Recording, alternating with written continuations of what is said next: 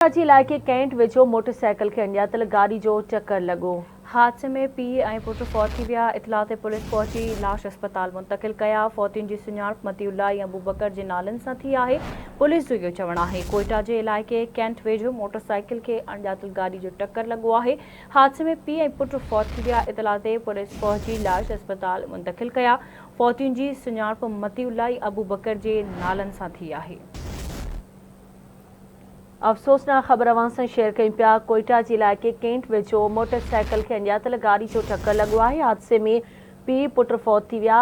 इतलाह ते पुलिस पहुची लाश अस्पताल मुंतक़िल कया। तफ़सील मालूम कंदासीं। कोयटा मां आवाज़ जे रिपोर्टर आज़ाद बलोच खान। जी आज़ाद, कहिड़ा तफ़सील आहिनि हादसे जे हवाले सां आगाह कजो।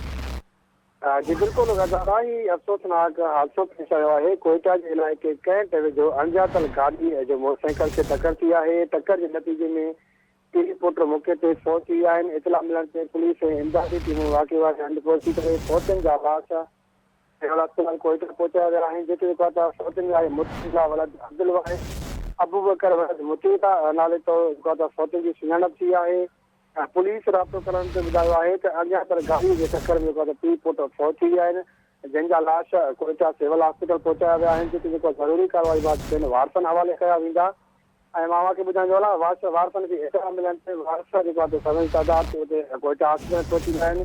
ऐं उन वारसनि जे घर में रोज़ ॾाढो मतल आहे। अॼु पहिरीं मुहर्रम हराम में अफ़सोसनाक वाक़ियो पेश आयो आहे। जी ठीकु आहे आज़ाद, तव्हांजी महिरबानी अपडेट।